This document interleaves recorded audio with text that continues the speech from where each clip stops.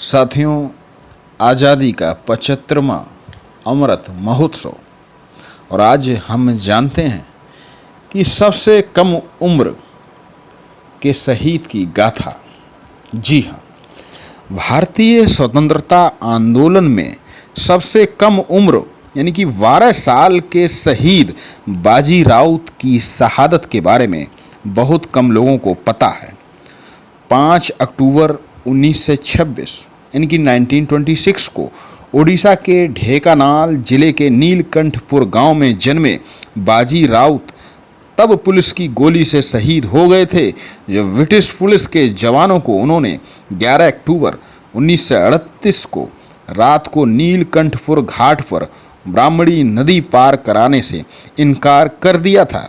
दरअसल नन्ही सी उम्र से ही बाजी राउत के रग रग में राष्ट्र प्रेम की भावना भरी थी। वह प्रजामंडल की बानर सेना के सक्रिय सदस्य थे और स्वेच्छा से रात में नदी की निगरानी किया करते थे। बचपन में ही पिता के प्यार से वंचित बाजी का पालन पोषण उनकी मां ने पड़ोस के घरों में काम करके किया था।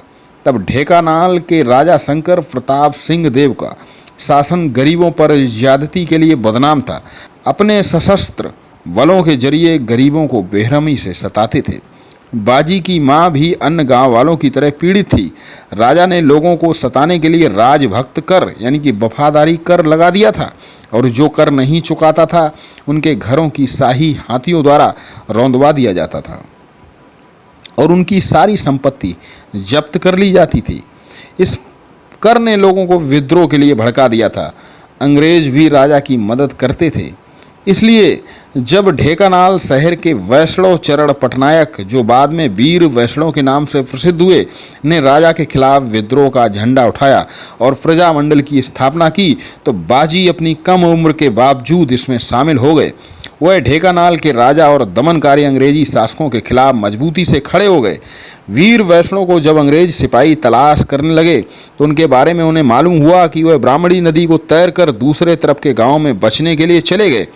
उन्हीं का पीछा करने के लिए अंग्रेज सिपाही घाट पर पहुंचे थे और बाजी राउत को नाव से नदी पार कराने के लिए कहा था, जिससे उन्होंने मना कर दिया। इसके बाद क्रोधित अंग्रेज सिपाहियों ने बंदूक के कुंदे से बाजी को पीटना शुरू कर दिया, लेकिन बाजी चिल्ला चिल्ला कर गाँव वालों को अंग्रेजों के बारे में चेताते रहे। फिर अंग्रेज सिपाहियों ने उन्हें गोली मार दी। उनके अदम्य शौर्य और साहस को लेकर ज्ञानपीठ सम्मान प्राप्त प्रख्यात कवि सच्चिदानंद राउत राय की प्रसिद्ध कविता बाजी राउत, जिसका अंग्रेजी में अनुवाद हरीन्द्रनाथ चट्टोपाध्याय ने किया था, ने देशी रियासतों के राजाओं के खिलाफ पूरे देश को स्वतंत्रता के लिए लड़ने की खातिर तेजी से एकजुट किया। तो आइए हम सब मिलकर ऐसे महान देशभक्त, मातृभूमि के लिए सब कुछ न्यौछावर करने वाले युवा शहीद बाजी राउत को सत सत नमन करते हैं।